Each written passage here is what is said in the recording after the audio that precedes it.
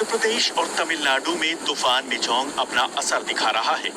खड़ी फसलें, घर मकान, सड़कें सब तूफान की चपेट में हैं। लेकिन ये कोई पहला मौका नहीं है जब तूफान के कारण ऐसी तबाही आई है। इससे पहले भी कई बार तूफान अपने साथ तबाही लेकर आए और बर्बादी का तांडव किया। आइए आपको बताते हैं पिछले 2 दशक में कौन कौन से बड़े तूफान आए। इस साल 9 मई को बंगाल की खाड़ी में मोका नाम का चक्रवाती तूफान आया था। संयुक्त राष्ट्र ने इसे सदी के सबसे शक्तिशाली तूफानों में से एक बताया था। यूएन के मुताबिक चक्रवात मोका से करीब 8 लाख लोग प्रभावित हुए थे। इस तूफान से म्यांमार में जबरदस्त तबाही हुई थी और सैकड़ों लोगों की जान चली गई थी। 1.5 लाख मकानों को भारी नुकसान पहुंचा था। इस साल अरब सागर में उठे पहले चक्रवात को बिपरजॉय का नाम दिया गया। बिपरजॉय ने गुजरात में भारी तबाही मचाई थी। तेज बारिश के कारण फसलों को भारी नुकसान पहुंचा। इस चक्रवात ने बड़ी संख्या में मवेशियों की भी जान ले ली।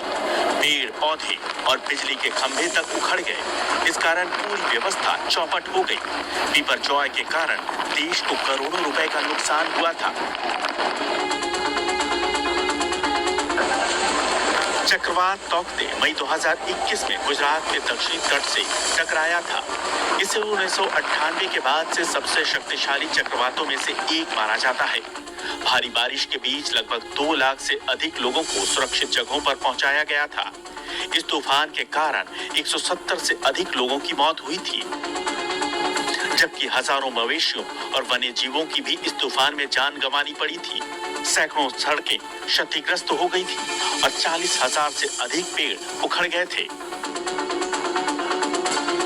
जून 2020 में चक्रवात निसर्ग ने महाराष्ट्र, गुजरात और गोवा को प्रभावित किया था।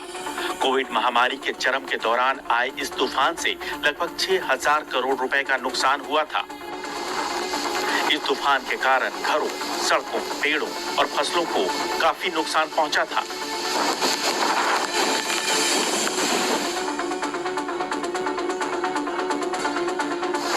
चक्रवात क्यार 2019 में भारतीय भूमि के पास बनने वाले सबसे शक्तिशाली उष्णकटिबंधीय चक्रवातों में से एक था। इसे भारत मौसम विज्ञान विभाग ने सुपर साइक्लोनिक स्टॉर्म का नाम दिया था। तूफान के कारण देश के पश्चिमी तट पर जबरदस्त बाढ़ आई थी। क्यार तूफान के कारण सैकड़ों घर तबाह हो गए थे। गुजरात में 1 लाख से अधिक किसानों की फसलें बर्बाद हो गई थी और तेज हवा के कारण बिजली सप्लाई पर बुरा असर पड़ा था।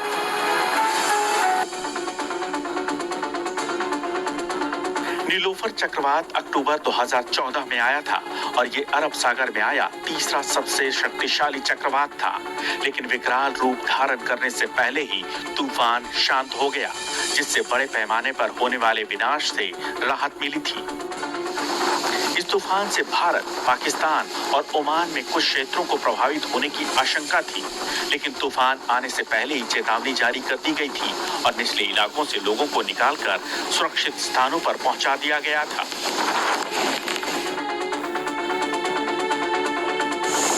1 जून 2007 को गोनी नाम का सुपर साइक्लोन अरब सागर में विकसित हुआ और इसने ओमान को गंभीर रूप से प्रभावित किया।